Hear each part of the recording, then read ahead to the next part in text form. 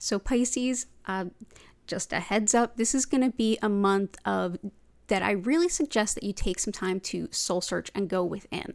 This month, Mercury is in retrograde for basically the whole month. And I know that gets fear-mongered a lot. It's really not a bad thing. It's not meant to be a bad thing. For you, this can actually be a really helpful thing. This month is all about going inward and seeing not only your deeper motivations for all the work you've been doing before you start making some future leaps in the coming months, but also to go ahead and look at any mental conditioning or patterning that you might have that could be showing up in how you're going about completing your goals and setting your goals and how you're going about doing your work for the future.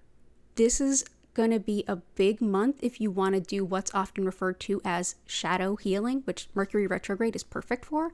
Shadow healing is when we look at the deeper parts of ourself, the parts of ourself that we kind of don't want to see and we have a little bit of a blind spot to, and make some changes, because the changes you make this month will serve you well going forward. And in fact, there's even a little bit of a lesson and some advice in here for you to make the most of. So getting us started is the focus card for you for this month, and that's the Five of Swords. I know it looks a little dodgy and scary, and if you're familiar with tarot, this can be one of those more fraught cards. But remember, swords are mental and intellect. This is a card of giving us an opportunity, in this case, to look at our own motivations. Have we internalized any sense of bullying, pushing, shoving, maybe a little bit of deceptiveness to kind of move forward and get what we want done? Not saying that you're necessarily doing it intentionally.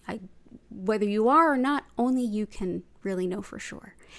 But this is an opportunity this month to go in and really see, is the way I'm going about my work in alignment with who I want to be and how I want to step into my future. This card represents your starting point. This is where you're at now. Right now, you have been doing a lot of work, like actually getting the things done for some time about where you want to go as your next steps. And not just in your punch a clock kind of work, but more the work that is aligned with your bigger goals, who you really want to be, what you really want to have been known for in this life, all of that kind of stuff.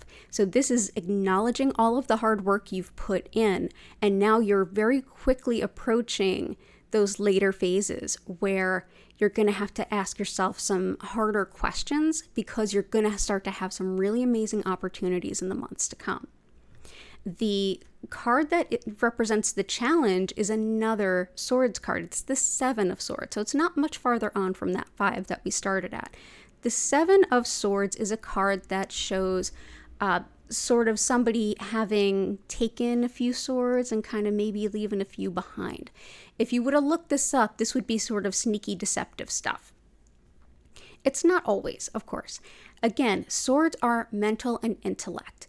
The challenge here is to make sure that as you've done all this work, you want to take now to use this Mercury retrograde, which really is intended to bring us to reflect inward. Mercury is the planet of communication. So that's telling people what we want. That's telling the universe what we'd like to do. The Mercury retrograde is about bringing that back inward. It's reflecting in and saying, who am I? What do I want to do? This is an opportunity for you to come inward and say, have I internalized any attitudes from society, from childhood, from my field, from my profession? Are things just always done that way? Do they need to still be done that way? Am I just telling myself that this is just how it is? Do I want to set myself apart by changing the way I think and changing the way I look at things, how I engage with other people, how I move my desires and goals forward? Do I want to shift any of that? This could show that maybe you're around some bad influences that have led you to feel like, yeah, well, I have to bump a few people out of the way to get where I need to go. Maybe some people around you are bumping some elbows. Maybe you're not in as secure a place as you'd like to be. Maybe you'd like to go on your own path rather than with the others around you. The challenge card is looking inside and seeing, as I take every step, as I slowly and carefully craft every single pentacle, which is a coin, am I doing that in a way that's in alignment with who I feel I want to be? Is this what I want to do for the rest of my life, specifically in this exact way? The challenge is going to that shadow self, going to the parts of yourself that you maybe don't want to see, and asking yourself some really uncomfortable truths. Because not so much that like you're bad, because it's not about that. It's more like, do you want better? Do you want more? Do you want more harmony? And I think that this is a beautiful time to do that, and there's some healing wisdom for it. So the healing lessons are here. It is the Hanged Man. The universe is kind of giving you this month where you will feel like you kind of can't move forward. It almost feels like you're running on a treadmill. This is a major arcana card, and the next one is too. This major arcana card is giving you the opportunity to say you're not going to be able to push yourself forward this month. It's going to feel like you're moving through molasses, and that's kind of by design. Spirit has held this place for you to kind of take a new look and a different perspective. The wisdom of the Hanged Man is he's got, all of these symbols for astrology and things all around him, yet he's hanging upside down.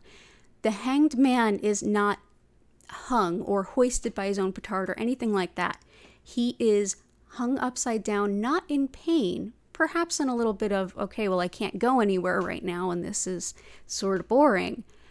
But he has an opportunity. He has an opportunity in this upside down state to take a fresh look at everything that's going on around him. This is a wonderful month to take some steps away, take some days off, meditate, journal, talk to those people that you really trust, those friends that are going to tell you, not that, oh, that outfit looks great on you, the friends that are going to tell you like, that's not doing you any favors. And here's why. You need to kind of get that perspective of, let me look at everything completely differently. Because if you do, you are going to be able to make some very subtle shifts on a very deep level that are going to set you up for a much more fulfilling end result in the months to come.